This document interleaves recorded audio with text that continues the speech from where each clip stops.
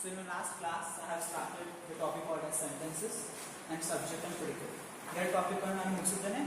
Subject ಮತ್ತು sentences ಮತ್ತು subject and predicate. Okay. So in this class, I am going to start the third chapter of the English grammar.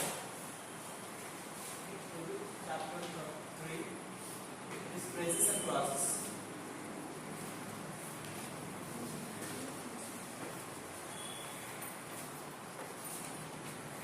ಇವತ್ತಿನ class ನಾನು phrases ಮತ್ತು classes ಮಾಡ್ತೀನಿ. ಈಗ ನೋಡಿ, ಮೊದಲು ನಾನು ಎಕ್ಸ್ಪ್ಲನೇಷನ್ ಮಾಡ್ತೀನಿ, ಬರ್ಕೊಳ್ಬೇಡ್ರಿ, ಏನು ಬರೀಬೇಡ್ರಿ, ನಾನು ಎಲ್ಲ ಎಕ್ಸ್ಪ್ಲೇನ್ ಮಾಡ್ತೀನಿ, ಲಾಸ್ಟಿಗೆ ನಾನು ಇಲ್ಲಿ ಬರ್ಸ್ತೀನಿ. Okay. So phrases and clauses, what you mean the phrases and clauses? ನೀವು ಕೇಳಿರ್ಬೋದು, ಬಹಳಷ್ಟು ಇಂಗ್ಲೀಷ್ ಒಳಗೆ ನೀವು ಫ್ರೇಸಸ್ ಯೂಸ್ ಮಾಡ್ತೀರಾ, ಸಿಂಪಲ್ ಇದು ಡೈರೆಕ್ಟ್ ಫ್ರೇಸ್ ಇದೆ ಅಂತ, ಬಟ್ ಅದು ರಿಯಲ್ ಮೀನಿಂಗ್ ನಿಮಗೆ ಮೇ ಬಿ ಗೊತ್ತಿರಲಿಲ್ಲ. ಸೊ ಫ್ರೇಸ್ ಅಂದ್ರೆ ಏನು?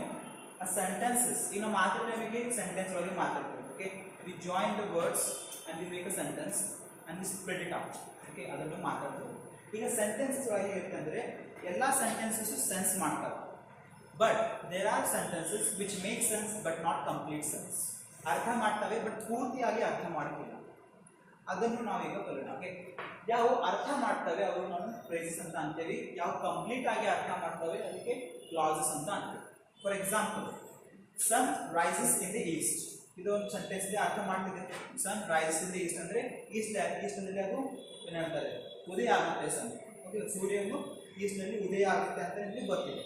ಬಟ್ ಇದು ಸೆಂಟೆನ್ಸ್ ಅರ್ಥ ಮಾಡಿದೆ, ಪೂರ್ತಿಯಾಗಿ ಅರ್ಥ ಮಾಡೋದಿಲ್ಲ. ಯಾಕಂದ್ರೆ ಪೂರ್ತಿಯಾಗಿ ಅರ್ಥ ಮಾಡ್ಬೇಕಂದ್ರೆ the sun rises in the east direction of earth, ಪೂರ್ತಿಯಾಗಿ ಹೇಳಿ ನಾವು sun rises in the east direction of earth, ಪೂರ್ತಿಯಾಗಿ ಅರ್ಥ ಮಾಡಿದ್ರೆ ಅದಕ್ಕೆ ನಾವು ಕ್ಲಾಸ್ ಅಂತ ಅಂತೀವಿ.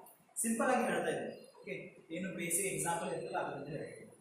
ಹಾಗೆ the chain is made up, the chain is of gold. Okay, ಒಂದು ಹೊಸ chain ಗೊತ್ತೀರಾ?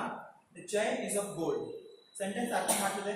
Chain is of gold ಅಂದ್ರೆ ಇದು ಬೆಳ್ಳಿದು ಚೈನ್ ಇದೆ ಅಂತ, ಬಟ್ ಇದು ಕಂಪ್ಲೀಟ್ ಆಗಿ ಅರ್ಥ ಮಾಡುತ್ತಿಲ್ಲ.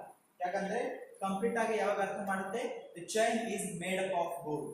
ಮೇಡ್ ಅಪ್ ಆಫ್ ಹೊಸದಾಗಿ ಯಾವುದು ವರ್ಡ್ ಬರ್ತಿದೆ ಒಳಗೆ. ಓಕೆ, ಇದು ಕಂಪ್ಲೀಟ್ ಆಗಿ ಅರ್ಥ ಮಾಡ್ತಿದೆ, ಅದಕ್ಕೆ ಕ್ಲಾಸಸ್ ಅಂತ. ಈಗ ಭಾಳ ಇಂಗ್ಲೀಷ್ ಒಳಗೆ ಬಹಳಷ್ಟು ಡೈರೆಕ್ಟ್ ಫ್ರೇಸಸ್ಗಳು ಬರ್ತಾವೆ, ಅವು ನಿಮಗೆ ಅಷ್ಟು ಅರ್ಥ ಆಗುತ್ತಿಲ್ಲ. ಬಟ್ ಅಲ್ಲಿ ಯಾವ ಸಿಚುವೇಶನ್ ಒಳಗೆ ಯೂಸ್ ಮಾಡಬೇಕಂತ ನಾನು ನಿಮಗೆ ಹೇಳ್ತೀನಿ, ಅಲ್ಲಿ ಯೂಸ್ ಮಾಡಿ. ಓಕೆ, ಭಾಳ ಜನ ಫಾರ್ ಎಕ್ಸಾಂಪಲ್ ಈಗ ಸ್ಪೋಕನ್ ಇಂಗ್ಲೀಷ್ ಒಳಗೆ ಡೈಲಾಗ್ಸ್ ನಿಮಗೆ ಬಳಸ್ತಿರ್ತೀನಿ ಕಮ್ಯುನಿಕೇಶನ್ಸ್ ಒಳಗೆ, ಅದರೊಳಗೆ ನೋಡಬೇಕು ಫ್ರೇಸ್ ಇರ್ತಾವೆ, ಅವು ಕಂಪ್ಲೀಟ್ ಆಗಿ ಅರ್ಥ ಮಾಡೋದಿಲ್ಲ. ಇವುದರಿಂದ ನಾನು ನಿಮಗೆ ಎಕ್ಸಾಂಪಲ್ ಕೊಟ್ಟು ಸ್ವಲ್ಪ ಅರ್ಥ ಮಾಡ್ತಾವೆ, ಜಲ್ದಿ ತಿಳ್ತಾವೆ. ಬಟ್ ಎಲ್ಲಿ ಕೂಡ ಸೆಂಟೆನ್ಸ್ ಇವೆ, ಅವು ಅರ್ಥನೇ ಮಾಡೋಕ್ಕಿಲ್ಲ. ಅಂದ್ರೆ ನಾವು ಮಾತಾಡೋದು ಬೇರೆದು, ಅದು ಅರ್ಥ ಇರೋದೇ ಬೇರೆ.